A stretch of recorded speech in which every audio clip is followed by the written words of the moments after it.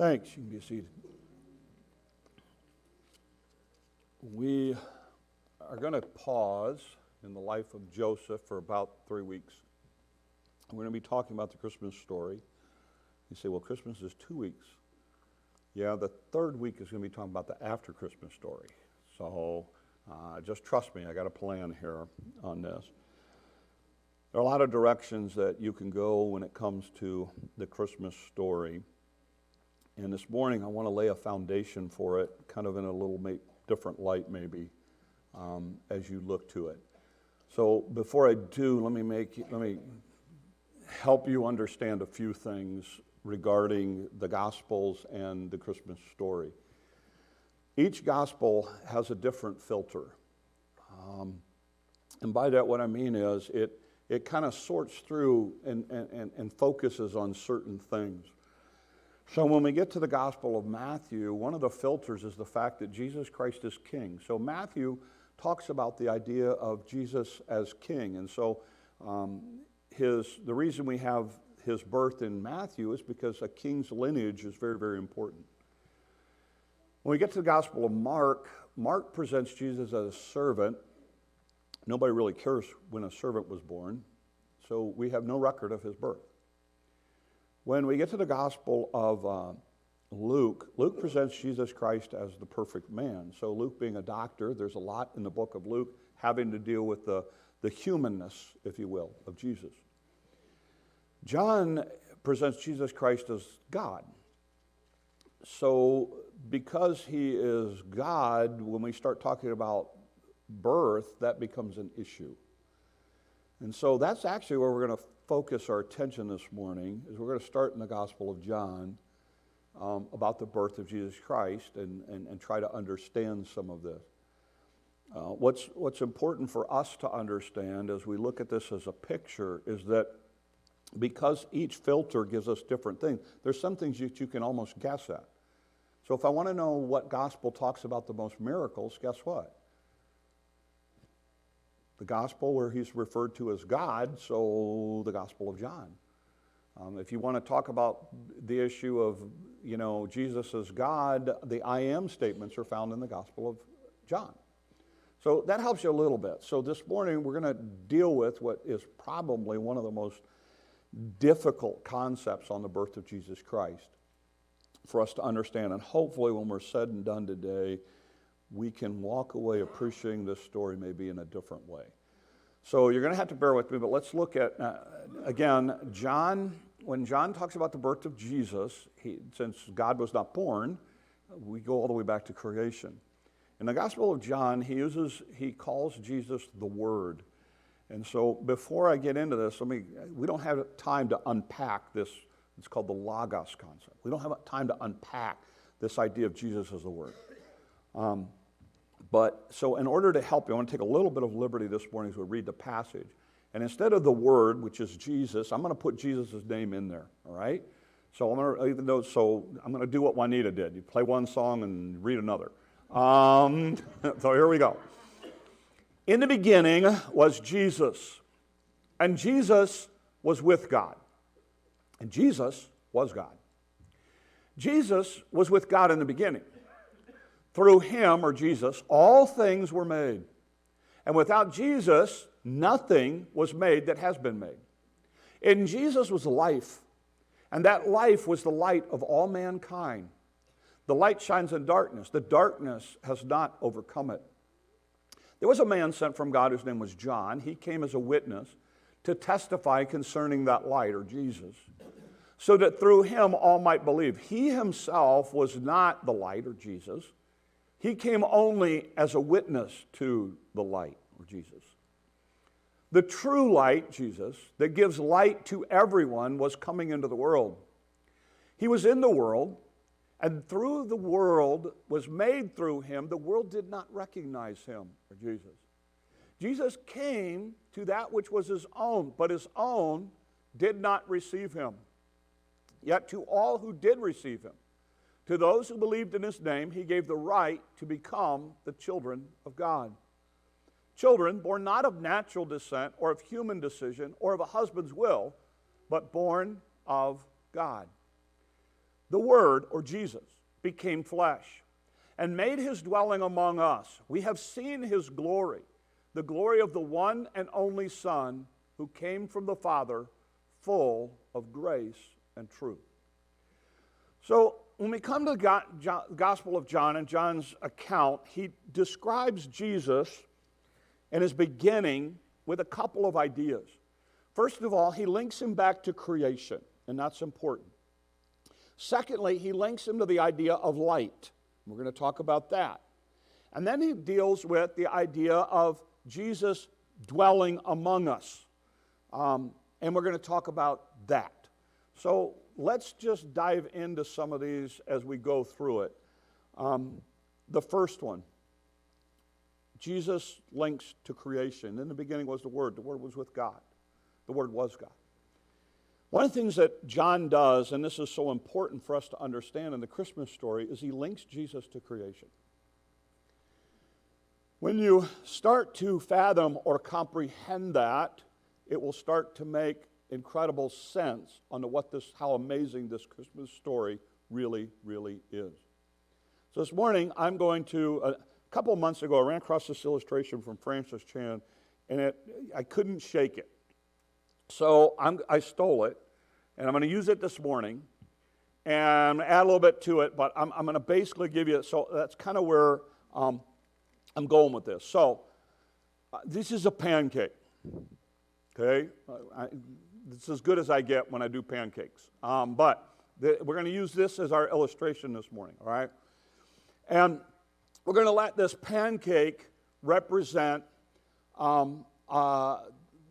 we're going to let it represent basically our galaxy as we go, as we exist.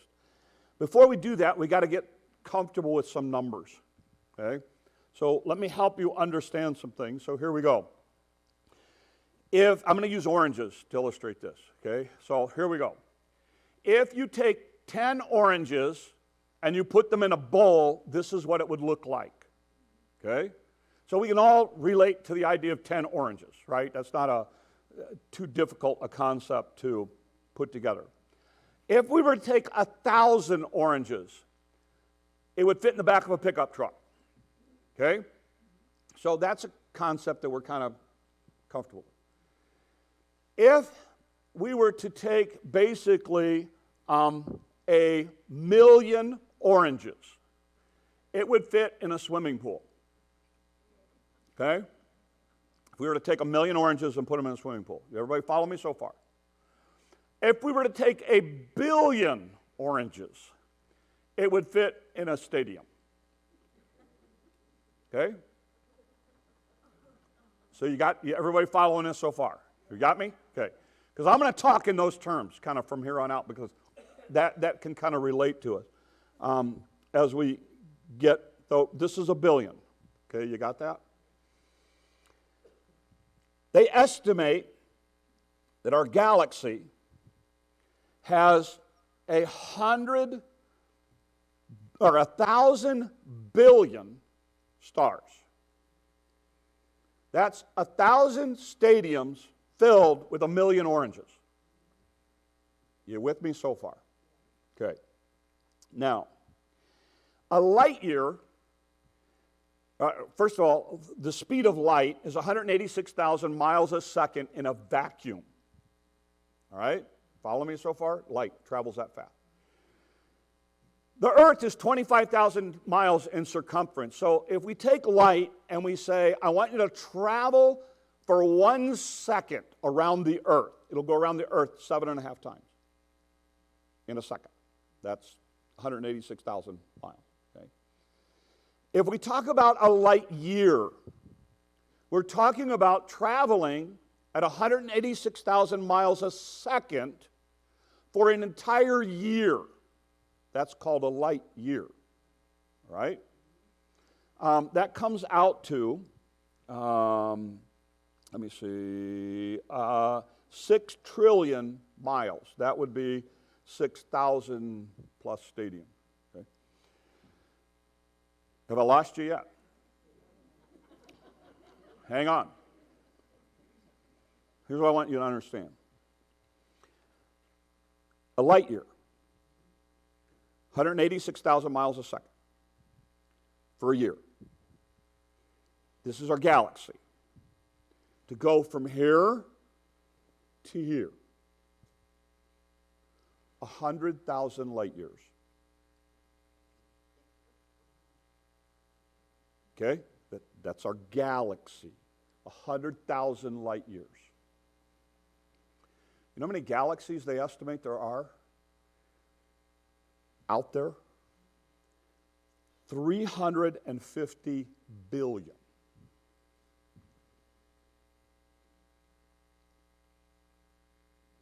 You know where we are in this thing? Do you understand how minute we are in that kind of creation? In the beginning was the Word. We learned from Genesis, He spoke it into existence.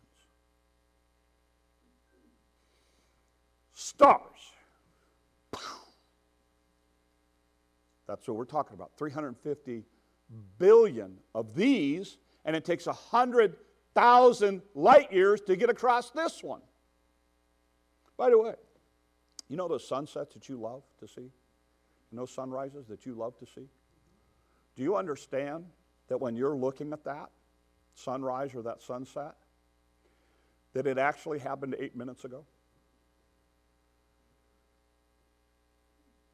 What you're seeing, it has taken 8 minutes to get from there to your eyeballs at 186,000 miles a second. So it's already 8 minutes old. You're going, I'll never be able to enjoy a sunset again. Yes, you will. Yes, you will, because God created that for you to enjoy. I want you to really wrestle with this morning. This idea of in the beginning was the Word. Everything was created by Him. Without Him, there was not anything made that was made. He did all of that. That's the Jesus of the Christmas story. That's the Jesus that John talks about. And I think sometimes when we look at this, we just see a human Jesus and a human baby. The God who did this is what was in a manger. The God who 100,000 light years to go from here to here decided to step into this little bitty place called earth with His creation and His people. That's what this story is all about. And John says there's another thing you need to understand about Him. He was light. We just talked about light years. You know what light is in its basic, most basic essence form, and don't get into, I started reading a whole bunch of stuff this week about in theoretical physics and everything else, and light as particles and light as waves, and here's the bottom line. Basic understanding of it. You know what light is? It's energy. That's what it is. And God said, I am going to come as light. Those of you who were in this area, we were out power for 5 hours last Friday night. You know how dark it got. My dog got lost in that thing, and we could not find her. We could not. In fact, it took until 1 o'clock when the lights came back on for her to show up because she got freaked out. We were running a generator, and so we still had lights on and stuff like that. And I think that and the storm and all of that just freaked her out. But it wasn't until the lights came back on that she could see our house in a distance or whatever else to come back. Why? Because light, Jesus, reveals darkness. Darkness goes away when He shows up. And that's what we need to understand. We need to understand this idea that God came as light so that He could reflect, so that people could see Him, so that people can notice Him. Because you see, we're running around on our little planet doing our little thing and not thinking about this because we can't see this. I mean, you get amazed at at flowers and you get amazed at the complexity of things and that kind of thing.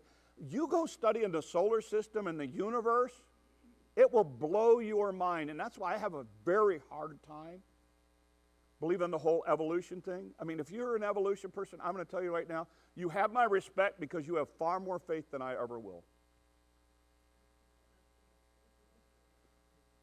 I go, God. And you go, well, this, the amoeba, and it jumped to this, and it would be like a alphabet factory blowing up, and you have a complete book. Okay. I mean, there's so many things that, and by the way, you need to understand this. If you can do away with creation, you can do away with accountability, and you can do away with God. That's why the attack on the whole creation story thing. It's a whole lot easier for me to go, God. To believe that all this just popped and happened, you got far more faith than I'll ever have. As I look at this thing, God said, this is it. I'm going to put my creation, my being, people made in my image, I'm going to put them on this little planet called Earth, in the middle of this, in the middle of that. And I actually care about those people. I actually love those people. I actually want those people to be with me in eternity. Well, there's a problem. How am I going to take care of that sin issue that's come up? So what it says is Jesus dwelt among us. Now, depending on what version you have, the word there is tented or tabernacle. So, I understand that some of you camp. And what you do as camping is not camping. When you have a TV and a microwave and everything's on wheels and a bathroom and that's, sure, you're camping. Anyway, the idea is, and by the way, my wife and I are not camping people. We've tried. You'll never convince us to be camping people. Even with the big fancy campers, we're not camping people. I like my privacy. I like my isolation. I don't want to be parked next to somebody 6 feet, 8 feet away and go, oh, it's vacation. No. That's not us, okay? It's not us. The cabin, awesome. Hills, that's just us, okay? So anyway. But we've tried camping. In fact, this is one of our tents we had at one point. Here's some things you ought to know about this tent. Number one, it's not comfortable. Yes, you can put an air mattress in it, but it ain't like your bed at home. Okay? Second thing you ought to know about this, it's really temporary. It's not something you want to live in for 60, 70 years. It's temporary. Third thing you ought to learn about this is it doesn't offer a lot of protection. There's a lot of risk involved in being in something like this, particularly in the storm we had the other night. Okay? Because that's what's true of tenting. That's what's true of that concept. Now, when John wrote this, he was talking and wanted to allude probably to the tabernacle, which was the Old Testament saint. When he writes this at this time, the tabernacle's gone. They do have a temple that's kind of around until it's destroyed. So they understood this idea of tabernacling with us or tenting with us. The Christmas story is about a God who did this with his words and said, they're not paying attention to me. So I am going to make myself noticeable in their dark, dark world. But in order to do that, by the way, this thing was awesome during the blackout thing. I actually went on Amazon and ordered one during the blackout thing, so I had a backup. Then I got up the next morning and realized I ordered the wrong thing, so I canceled it. And found out those are discontinued now. I can't get them anymore. So anyway, so God who wanted to be a light, said, in order to do that, in order to take their place, in order to pay for their sin, I am going to have to come and wrap a tent with them. I'm going to have to tent with them. And I'm going to have to be like them. It's going to be very, very uncomfortable. I'm God. It's going to be risky. See, in heaven, I don't have to worry about the stuff that I've got to have to deal with down here. It's very uncomfortable. But this is temporary. This is temporary. This isn't my eternal dwelling. This is my temporary dwelling. I don't want to go there. Okay, big rabbit trail. Haven't fleshed this one out yet. But as I understand it, in my finite knowledge, God, who is spirit, tented among us, and thereby allowed himself for all of eternity to have the marks of his humanness. Hands and feet, nail scars, because he tented among us. It's a whole other concept. You go home and chew on it for a while. But here's the idea. He loved us enough to come and tent among us. I don't know, I haven't tried this. This should work. So that you can pay attention to him. And you can see him as a light that shines in a dark world. Friday night we had to black out. We had just had a couple candles going for a while. One little flame lit up enough to be able to see. He did that as the light of the world. Because they were not paying, I think I got another one. The world that he had created was not paying attention. And they needed a way to be saved. They needed a way to spend eternity for him. So in order to do that, he tabernacled among us. He dwelt among us. And we beheld his glory. We watched how he lived here in this incredible way to show us that, yes, you can act differently. You can treat people differently when they mistreat you. You can speak kindly when people speak unkindly about you. You can do it differently. And you have the light, Jesus Christ, in your life. That's John's explanation of the Christmas story. So a couple takeaways real quick for us. First of all, one of the things that I think you have to understand in this season, and this is really what I want to harp or focus on this morning for a second at least. Don't miss the wonder of this story. Don't miss the amazingness of this story. Don't miss the mystery of this story. You know, sometimes it's like right now, you will, next sunset you see, you will think about that 8-second thing. You know why? Because I sapped the mystery out of it for you. Don't do that with the Christmas story. Understand how amazing this is, that God was born as a baby in a manger in Bethlehem. Because he loved you that much. For God so loved the world. That's what John's going to say 2 chapters after this. Don't miss the amazingness of it. Don't miss the wonder. And sometimes it's just nice to sit back and say, God, thank you. I don't get it. I can't comprehend it. But thank you. Thank you. That I get to celebrate Christmas because you loved us enough to come. Second principle, be a light. Be a light. Light's energy. One of the things you'll learn about light, it's always moving. As soon as light shows up, people start noticing it.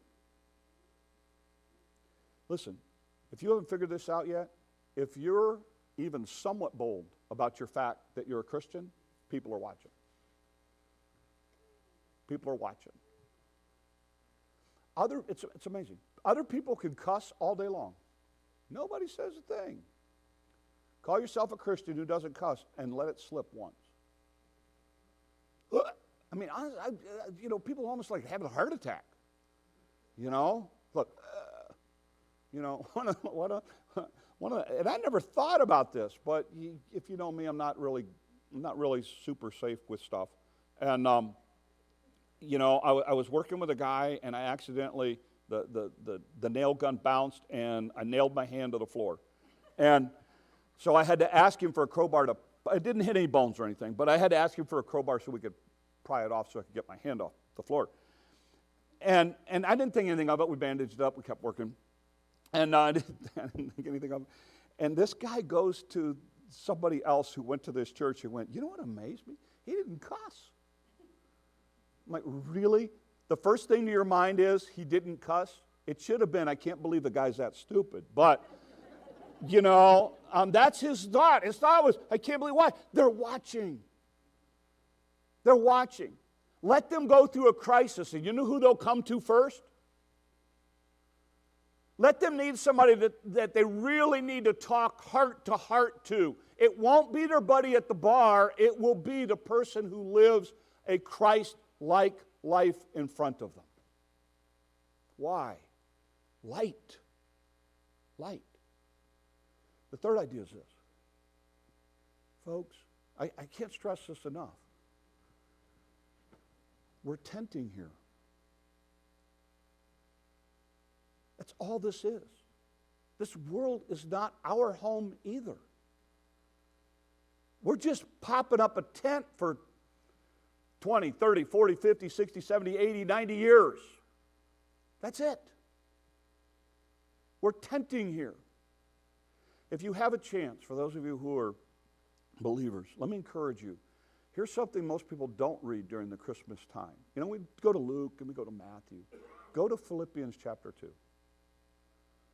It talks about this idea of God who humbled himself and became obedient to death, even the death of the cross. But here's what you learn in Philippians chapter 2, and this is the concept. If God was willing to live there for 33 plus years and die on a cross in order to glorify God, if he was willing to do that, here's a question for you. I'm not minimizing your pain. I'm not minimizing your difficulty. I'm not minimizing your hardship. I'm not minimizing what you're going through. But it's just a tent. And if God could tent with us for 33 years, why can't we take the struggles and hardship and difficulties that we're going through and realize that as long as it's for his glory, as long as he is honored and glorified through it, I can do anything. Because this time here is just temporary. Is what you're going through difficult? You bet. Just like what Jesus went through was difficult. A man of sorrows, acquainted with much grief. Was it risky? Was there a lot of hardships and scary times? Yes. Yes. The very people that were the closest to him for his entire life, their entire 3 years of ministry, that entire time, that they turned their back on him at the last minute. He understands loneliness. In fact, I would suggest he understands loneliness at a level you can never understand loneliness. You know why? Because if you're a Christian, you will always have God with you. Becoming obedient to death meant that on the cross, God the Father turned his back on God the Son, and God the Son was absolutely alone with zero support. As a Christian, I will never be in that boat, no matter how bad things get. He tempted. Why?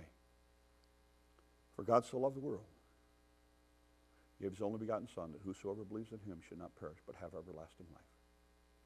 He loved us so much But the Word that was there at creation became flesh and dwelt among us so that we could see his glory. The glory as of the only begotten, full of grace and truth. That's the Christmas story. So as we head into this season, my challenge to you is this. John's account of the Christmas story reminds us that Jesus, as the Creator God, came and tented among us. Don't lose the wonder and mystery of what he really did at Christmas. And as a Christian, a little Christ allowed the world to see the light of Christ in your life this season. And realize, whatever we go through here, it's temporary. God has eternity in mind. Let's pray. Lord, use us. Lord, we don't want to minimize what we go through. Life can get really tough, especially when we have those extra things. It just becomes so hard and so difficult. But Lord, we're here to reflect you in all we say and do, so help us to do that. May the world see Christ in us.